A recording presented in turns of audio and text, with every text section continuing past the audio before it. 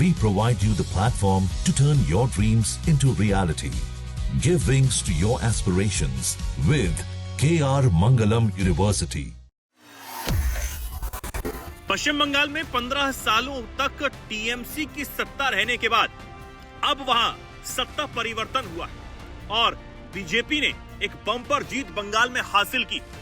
200 सीटों का आंकड़ा पार कर बीजेपी ने अपनी स्ट्रेटेजी से सभी को चौंका दिया है। बंगाल में हुए सत्ता परिवर्तन और बीजेपी की बम्पर जीत की चर्चा न सिर्फ भारत में बल्कि भारत के बाहर भी हो रही है। दुनिया भर की मीडिया इस बात पर चर्चा कर रही है और अब अमेरिकी राष्ट्रपति डोनाल्ड ट्रंप ने भी इस जीत को लेकर प्रधानमंत्री नरेंद्र मोदी को बधाई दी। दरअसल न्यूज एजेंसी IANS की रिपोर्ट के मुताबिक व्हाइट हाउस के प्रवक्ता कुश देसाई ने यह कहा कि पिछले महीने ही फोन पर राष्ट्रपति ट्रंप ने पीएम मोदी की तारीफ की और कहा कि भारत सौभाग्यशाली है, उसका नेतृत्व आप कर रहे हैं। राष्ट्रपति ने प्रधानमंत्री मोदी को इस हालिया ऐतिहासिक और निर्णायक चुनावी जीत के लिए बधाई दी। अभी एक बड़ी बात है क्योंकि अमेरिका इस वक्त युद्ध में उलझा हुआ है और दूसरी तरफ भारत पर भी समय समय पर राष्ट्रपति ट्रंप बयान देते रहते, लेकिन बंगाल की जीत कितनी बड़ी है इस बात का अंदाजा इस बात से भी आप लगा सकते हैं कि राष्ट्रपति ट्रंप ने भी प्रधानमंत्री नरेंद्र मोदी को बधाई देने का काम किया है। अब न सिर्फ राष्ट्रपति ट्रंप बल्कि अमेरिकन मीडिया में भी इस बात की चर्चा है। 5 राज्यों में हुए विधानसभा चुनावों में बीजेपी की जीत जिन राज्यों में हुई है उसको लेकर खूब चर्चा हो रही है। द वॉशिंगटन पोस्ट ने यह लिखा कि बीजेपी की यह जीत पहली बार है जो पीएम मोदी की पार्टी ने पश्चिम बंगाल पर नियंत्रण हासिल कर लिया। ये एक ऐसा राजनीतिक रूप से महत्वपूर्ण राज्य है जिस पर लंबे वक्त से ममता बनर्जी के नेतृत्व वाली विपक्षी तृणमूल कांग्रेस का वर्चस्व रहा है। बंगाल में हुई जीत पर बीजेपी कार्यकर्ताओं में बेहद उत्साह है। कलकत्ता से लेकर नई दिल्ली तक जश्न का माहौल कल से ही बना हुआ। अब इंतजार है कि कब नई सरकार का गठन बंगाल में होगा और किसके हाथों में बंगाल की कमान होगी। लेकिन दूसरी तरफ ममता बनर्जी भाजपा पर और चुनाव आयोग पर जमकर बरस रही। आज ही एक प्रेस कॉन्फ्रेंस में ममता बनर्जी ने यह साफ कहा कि वो इस्तीफा नहीं देंगी। इस्तीफे का तो सवाल ही नहीं उठता, उन्हें चुनाव हराया गया है। ममता की इस चेतावनी से यह भी साफ हो गया है कि आने वाले दिनों में बंगाल की सियासत और ज्यादा गर्म होने वाली है और दिलचस्प भी। वहीं पश्चिम बंगाल में इस ऐतिहासिक जीत का जश्न मनाते हुए कल प्रधानमंत्री नरेंद्र मोदी ने नई दिल्ली के पार्टी मुख्यालय में जो कहा वो भी अपने आप में एक बड़ी बात है। उन्होंने कहा कि बंगाल के भाग्य में एक नया अध्याय जुड़ गया है। जनता की शक्ति की जीत हुई और बीजेपी की सुशासन की राजनीति सफल हुई। साथ ही उन्होंने गंगोत्री से गंगा सागर तक बीजेपी की सरकार बनी है, इस बात का भी जिक्र किया। लोकतंत्र की सबसे उजली तस्वीर बन रही है।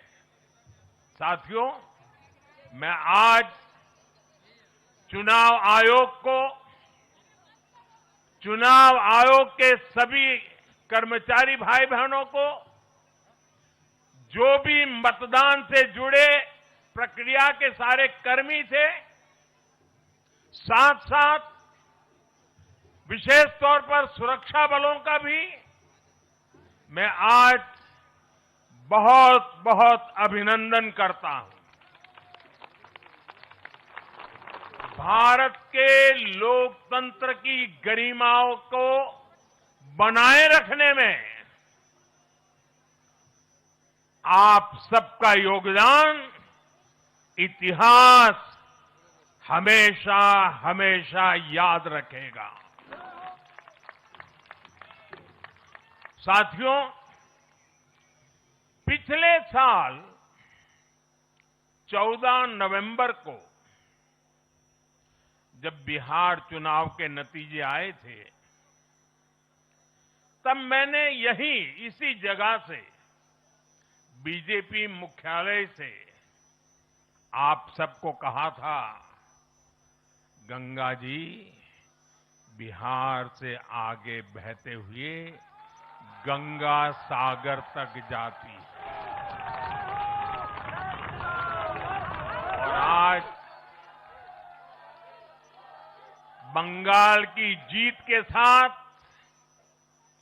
गंगोत्री से लेकर गंगा सागर तक कमल ही कमल खिला हुआ है। उत्तराखंड, उत्तर प्रदेश, बिहार और अब पश्चिम बंगाल आज मां गंगा के इर्द गिर्द बसे इन राज्यों में बीजेपी एनडीए सरकार है। साथियों, 2013 में जब भारतीय जनता पार्टी ने मुझे प्रधानमंत्री के उम्मीदवार के रूप में भी काम दिया और जब मैं काशी में अपना नामांकन भरने गया था और पत्रकारों ने मुझे घेर लिया तो स्वाभाविक रूप से मेरे हृदय से एक ध्वनि निकली थी और मैंने कहा था कि न मैं आया हूं न मुझे किसी ने भेजा है, मां गंगा ने मुझे बुलाया है।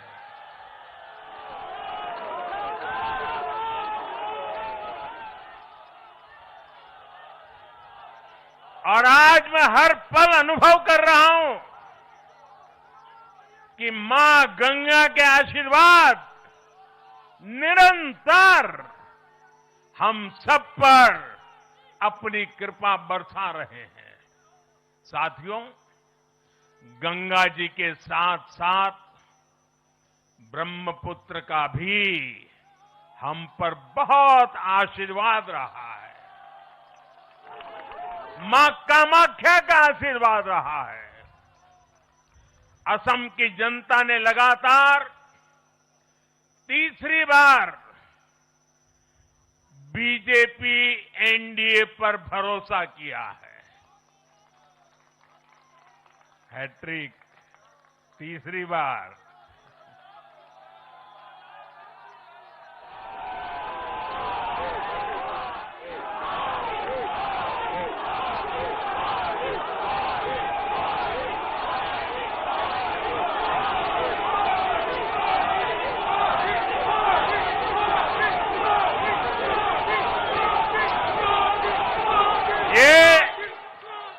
असम के इतिहास की बहुत बड़ी घटना है।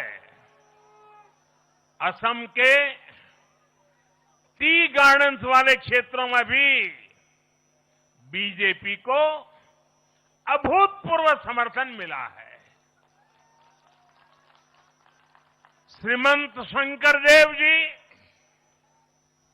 महायोद्धा लसित बोरफुकन जी,